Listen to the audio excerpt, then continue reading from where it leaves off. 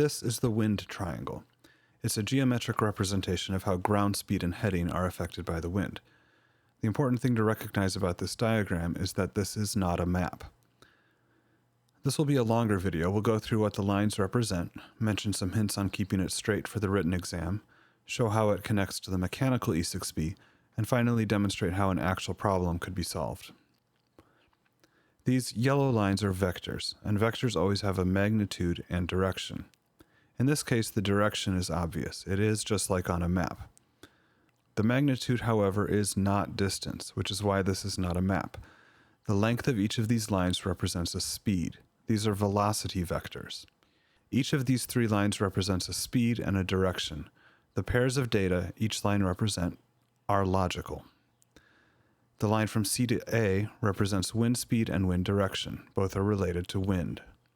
The line from A to B represents heading and airspeed, the two factors measured from inside the airplane. The line from C to B represents ground speed and course. Both are related to the path over the ground.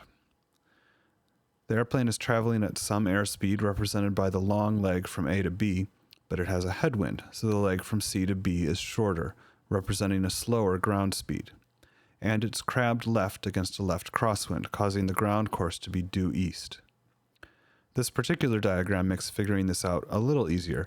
The crabbed orientation of the plane clearly illustrates that the line from A to B is heading.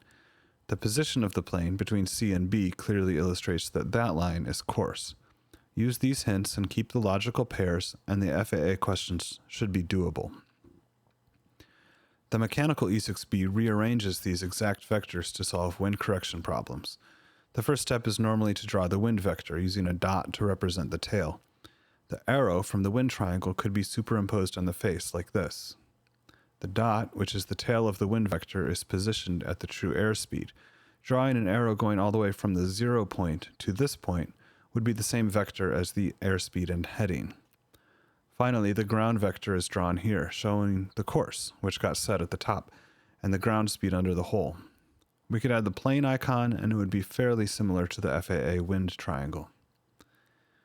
To demonstrate how the wind triangle could be used to actually solve a problem, imagine a flight eastbound from Rome, New York. My true course is 090 degrees. The winds aloft forecast tells me to expect winds from 320 at 30 knots.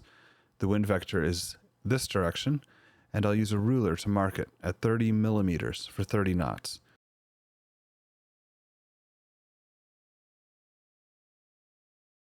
I'm using a ruler instead of an aviation plotter just to demonstrate that the length of this line has nothing to do with distance on the map.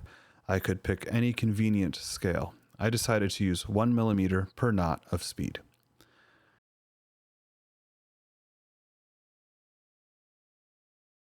Say I've calculated that our true airspeed will be 105 knots. I'll draw the last line from the tip of the wind vector to somewhere on the course line such that the length of this line is 105 millimeters, representing my true airspeed.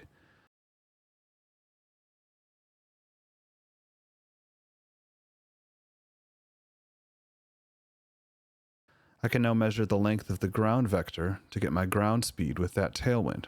I measure 122 millimeters, so my ground speed is 122 knots. And measure the angle of this line to find my heading.